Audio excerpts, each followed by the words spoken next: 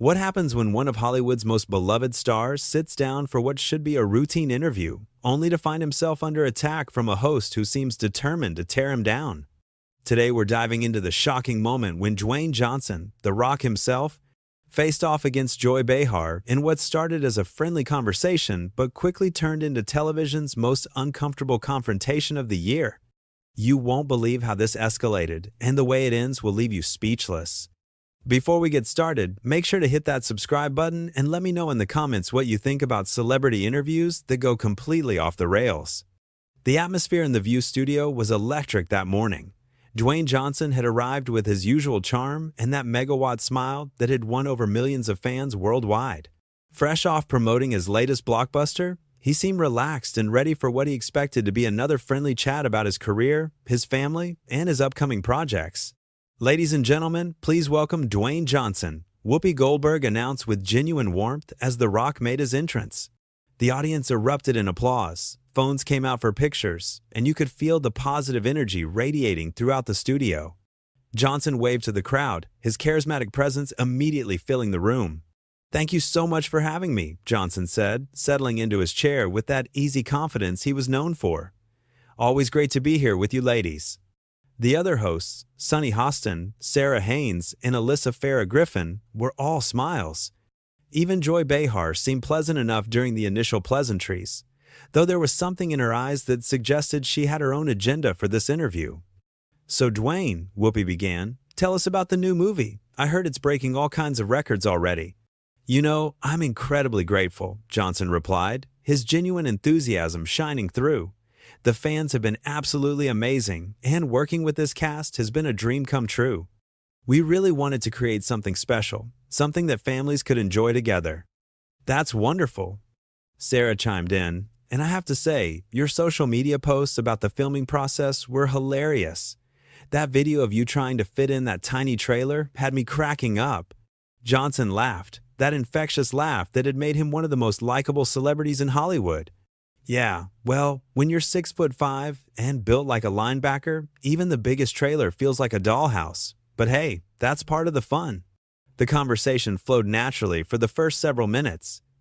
Johnson talked about his daughters, his production company, and his philosophy on choosing roles that would inspire people. The audience was eating it up, and even the camera crew seemed more engaged than usual. This was the Dwayne Johnson everyone loved, authentic, humble, and genuinely funny. But then Joy Behar shifted in her seat, and something changed in the room's energy. "Dwayne," Joy said, her tone suddenly more serious, "I have to ask you about something that's been bothering me for a while now." Johnson's expression remained pleasant, but there was a subtle change in his posture. Years of dealing with the media had taught him to recognize when an interview was about to take an unexpected turn. "Sure, Joy, what's on your mind?"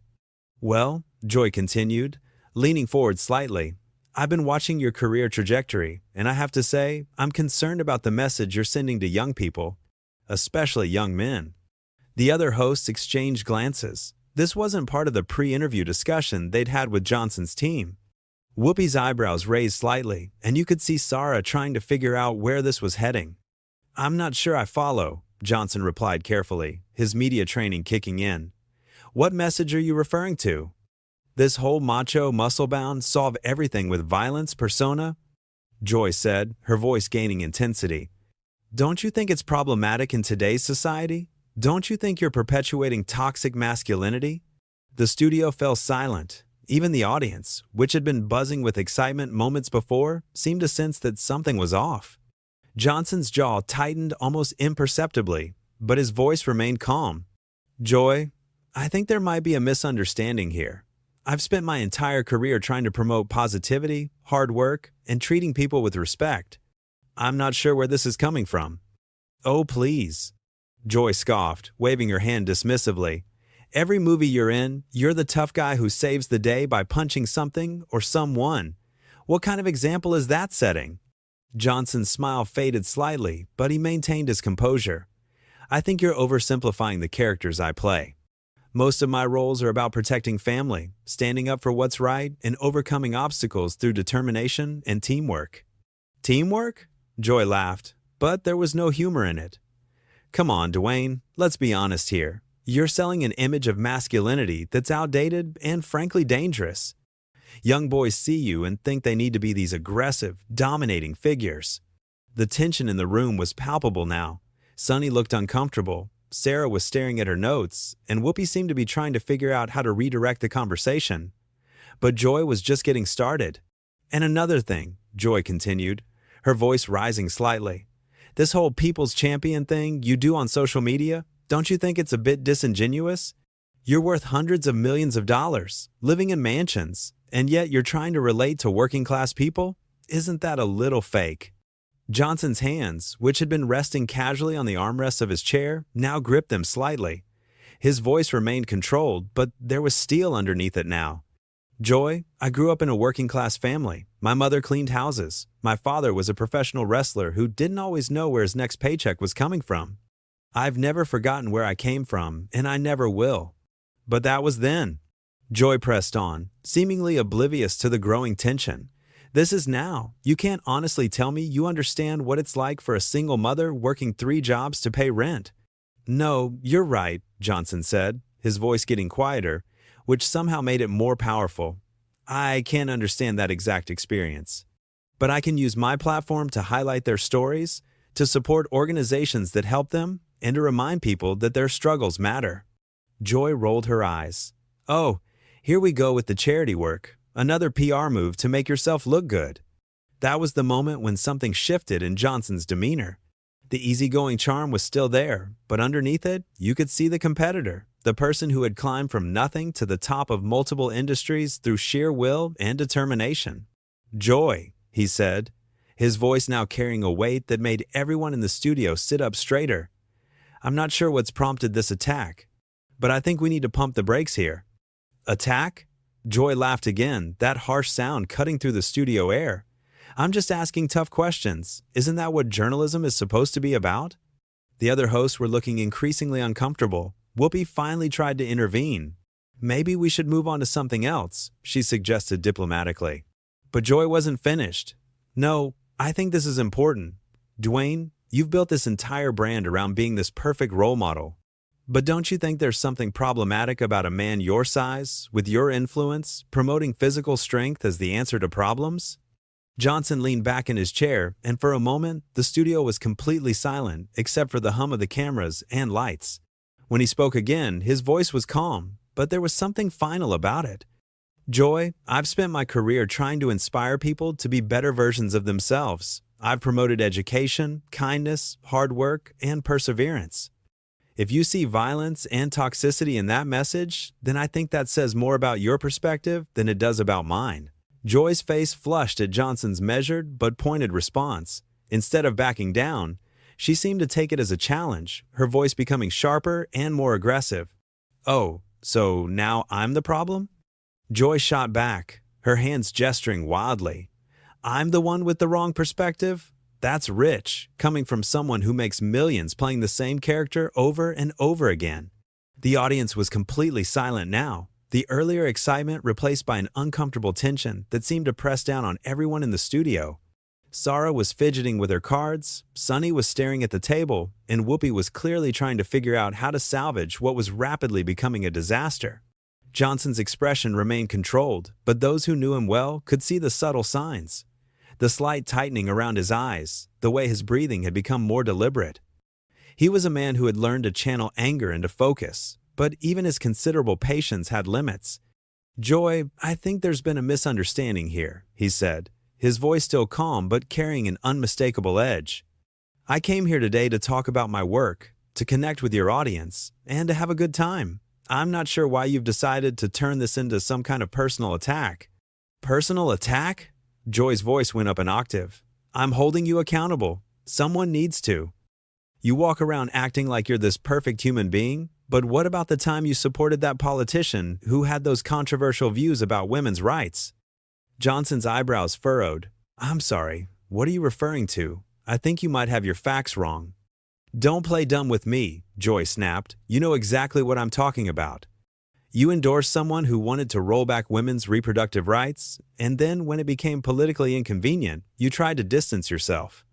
Joy, Johnson said, his voice now carrying a warning that everyone in the studio could feel.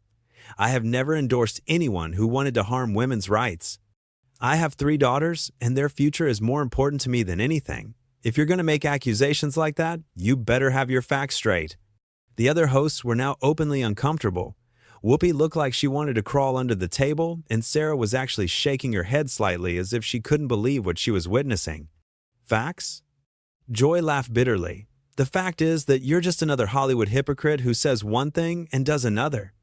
You talk about being authentic, but you're as manufactured as they come." Johnson's hands were now visibly gripping the armrests of his chair, his knuckles slightly white. When he spoke, his voice was quieter than before, but somehow it carried more power than if he had shouted. "Joy, I'm going to give you one chance to walk that back. I've been nothing but respectful to you and everyone on this show, despite your unprovoked hostility. But if you're going to attack my character and my integrity based on false information, then we have a problem." Instead of heeding the obvious warning in his tone, Joy seemed to interpret his restraint as weakness.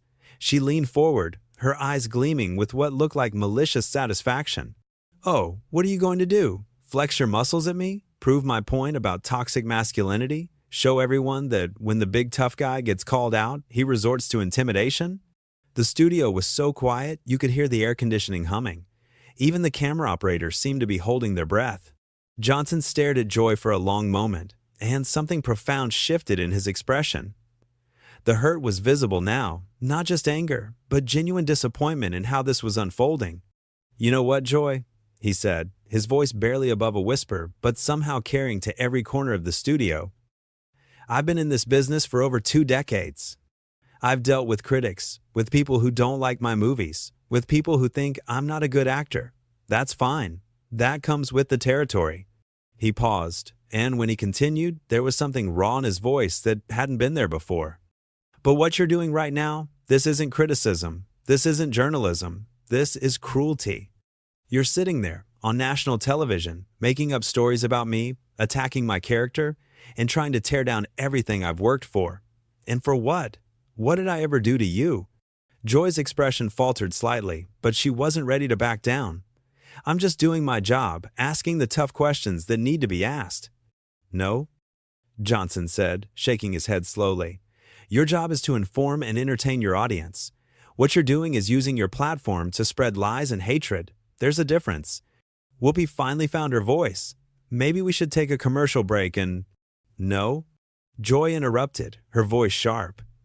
"I think our audience deserves to see who Dwayne Johnson really is when he doesn't get his way, when someone dares to challenge his carefully constructed image." Johnson looked at Joy for a long moment, then at the other hosts, then at the audience. When he spoke again, his voice was calm but filled with a sadness that was heartbreaking to witness. "You know, Joy, I feel sorry for you. I really do. Because this, what you're doing right now, this says nothing about me and everything about you. You're so consumed with tearing people down that you can't see the good in anything." "Oh, please," Joy scoffed. "Save the psychology lesson for someone who cares." "I've spent my entire career trying to lift people up," Johnson continued, as if she hadn't spoken. "I've worked with charities, I've visited sick children in hospitals, I've tried to use whatever influence I have to make the world a little bit better. And you're sitting there, in front of millions of people, trying to destroy that because, why? Because it makes good television? Because you think it makes you look tough?" Joy's face was red now. Whether from anger or embarrassment, it was hard to tell. "You're not the saint you pretend to be, Dwayne. Nobody is." "I've never claimed to be a saint," Johnson replied, his voice growing stronger. "I've made mistakes. I've had failures. I've been open about my struggles with depression, about my father's issues, about the challenges in my life. But I've tried to learn from those experiences and become better." He stood up slightly in his chair, not in a threatening way, but with the dignity of a man who had reached his limit. "But what you're doing here today, Joy, this isn't about making me better or holding me accountable. This is about you trying to drag someone down to make yourself feel bigger. And I won't be part of it."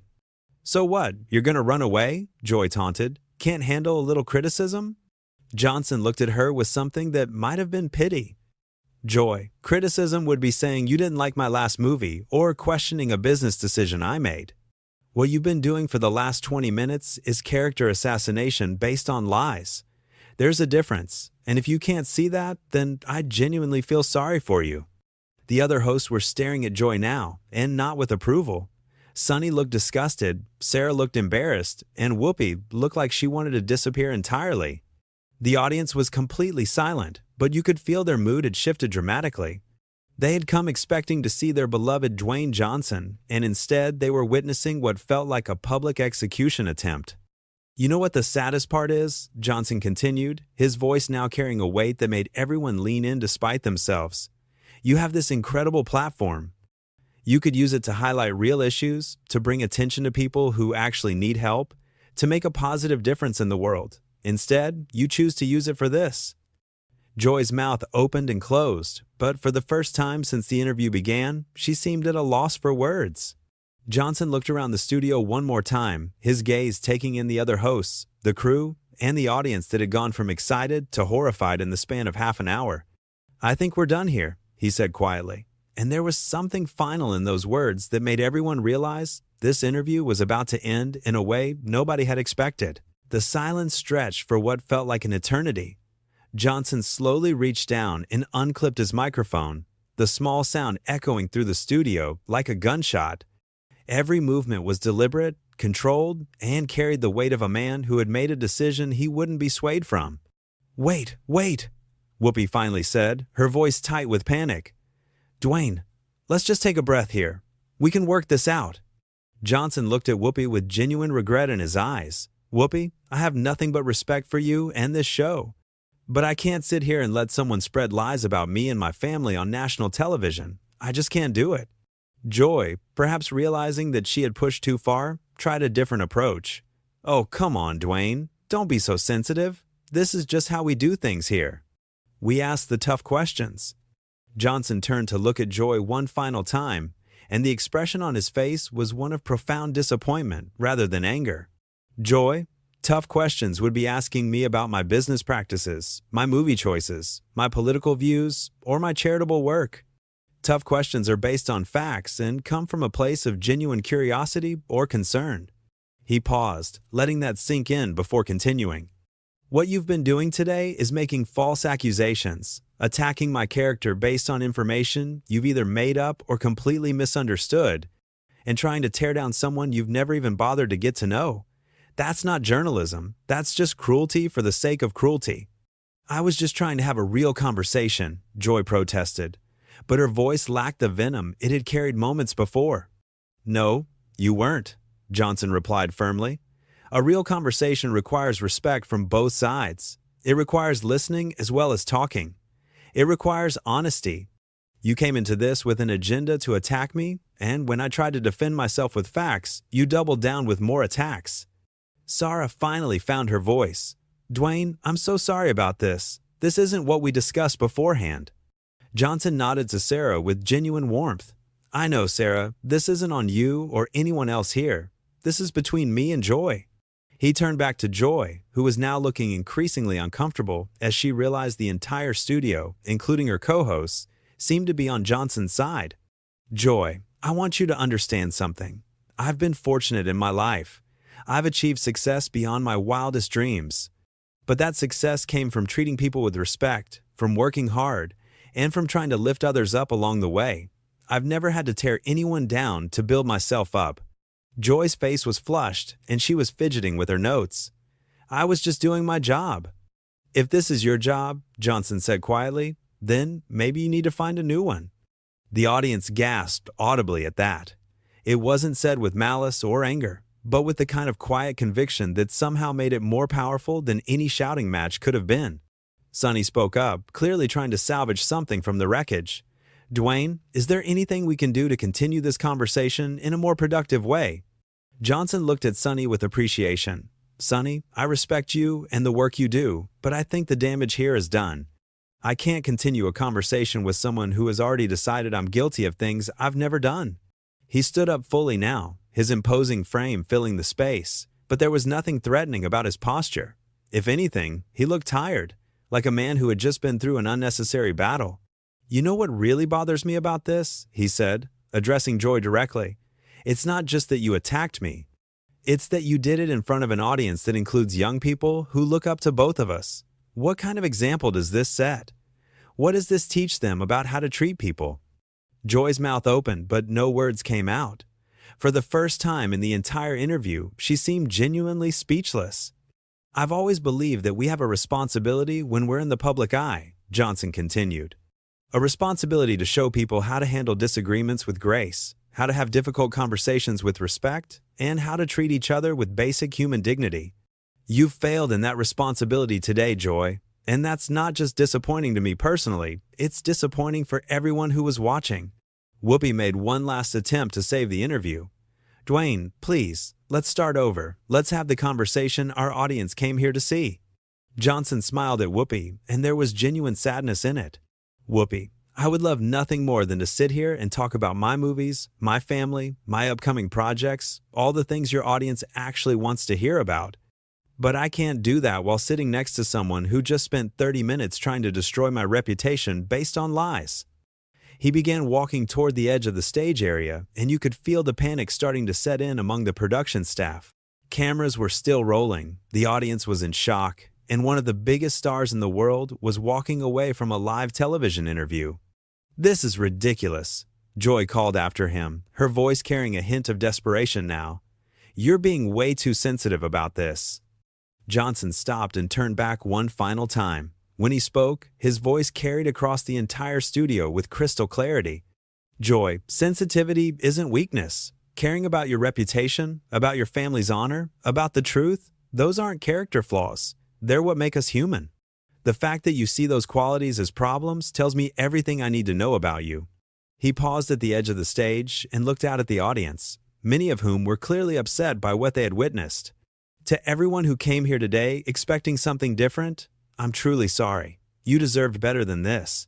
You came here to have some fun, to maybe learn something about upcoming movies, to enjoy yourselves. Instead, you got to witness someone try to tear down another person for no good reason. The audience began to applaud, tentatively at first, then with growing strength. It was clear where their sympathies lay. I've always tried to be someone you could look up to, Johnson continued, addressing the audience directly. Someone who shows that you can achieve your dreams through hard work and treating people right. I hope that what you've seen today doesn't change that. I hope you've seen that sometimes standing up for yourself and walking away from toxicity is the right thing to do, even when it's hard. Joy made one final attempt to regain control. Fine, leave then. Run away like the overgrown child you are. Johnson looked at her with something that might have been pity. Joy, I'm not running away. I'm choosing not to participate in your attempt to destroy someone for entertainment. There's a difference, and someday I hope you learn what that is. With that, he walked off the stage to thunderous applause from the audience. The cameras captured him shaking hands with crew members, hugging his publicists who had rushed over from the green room, and maintaining his dignity even as he left. Back on the set, the remaining hosts sat in stunned silence. Whoopi looked mortified. Sarah was shaking her head in disbelief.